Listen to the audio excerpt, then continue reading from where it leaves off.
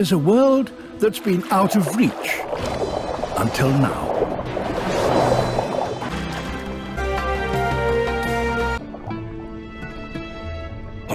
Perched on the cliff top.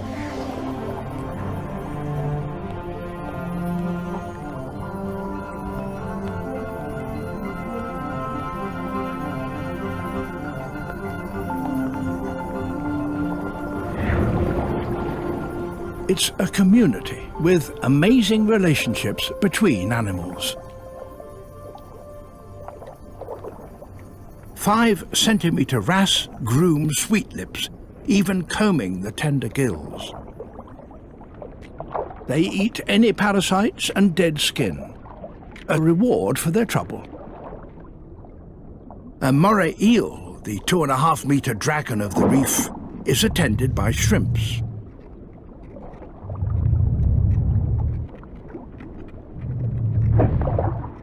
They enter the jaws of death to keep razor-sharp teeth clean in exchange for any morsels they find. No opportunity is wasted, however desperate it may seem.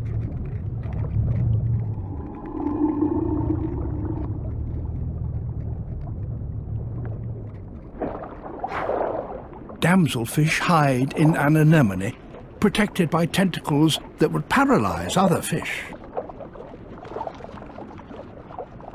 An anemone can close, and the local clownfish is finding his home a tight squeeze. Every relationship can have difficult moments.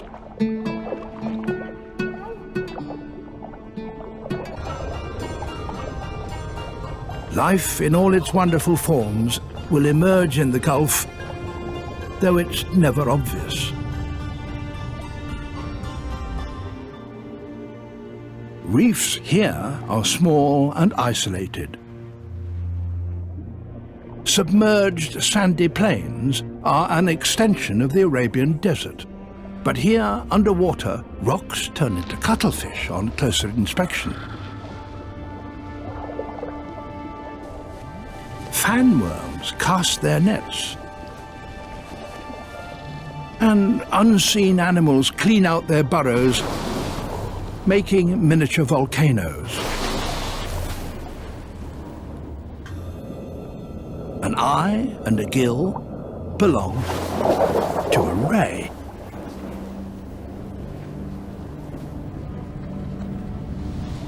Thousands of square kilometers of sand have been colonized by seagrass.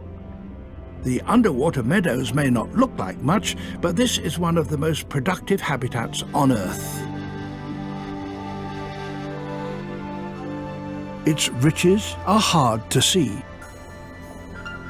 Shrimpfish mimic seagrass. Blennies hide in holes.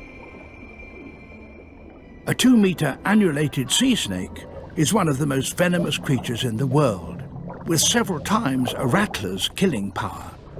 He hunts fish like little blennies. Got one.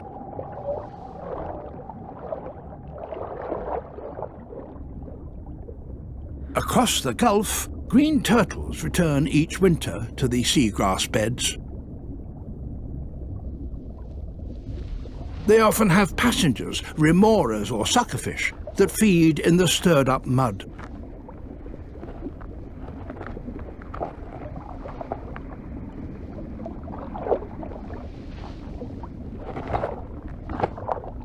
Many turtles graze only on the grass, but get extra protein from the microscopic animals encrusting each leaf. The strong sunlight filters through warm, shallow water. It's perfect for grass and algae.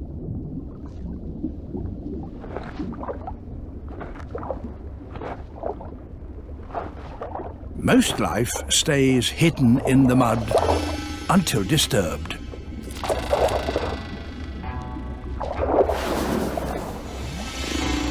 The blue crab demands some privacy, and the giant vegetarian obliges.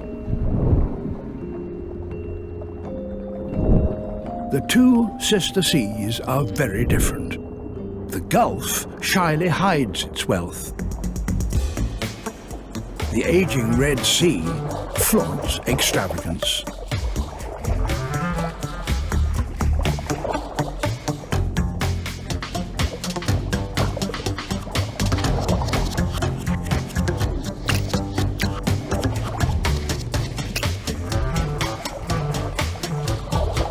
But the diamond-clear water of the Red Sea reveals the truth. Unlike the muddy Gulf, the reef has few nutrients in the water. The oasis seems to grow out of nothing.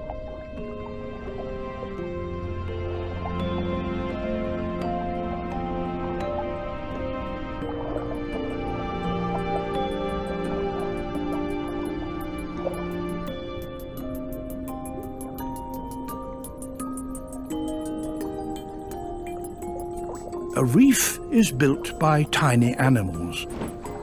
Coral polyps construct limestone tower blocks, protection against fish and crabs. Microscopic plants, algae, live in the polyps and convert sunlight to sugar, which feeds the coral. This city is solar-powered.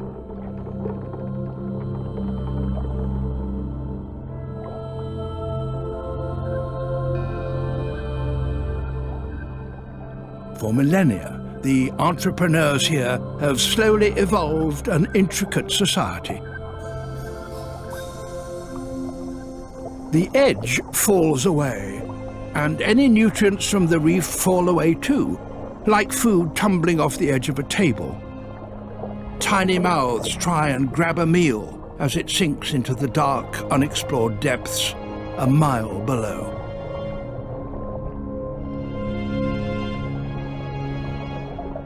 Along these city limits, gangsters prowl.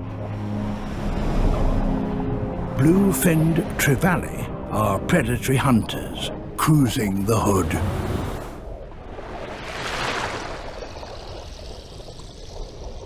The wolves of the Red Sea reef, trevallies, are hunting through a nursery school of juvenile fusiliers.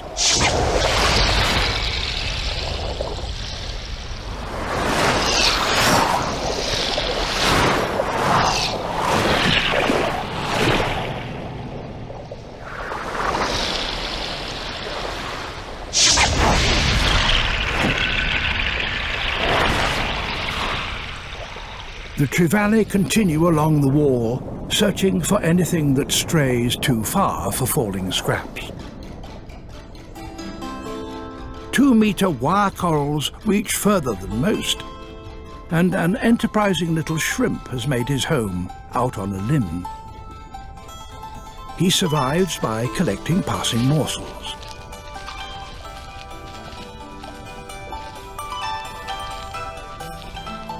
His frontier post puts him into a shoal of sleek unicorn fish.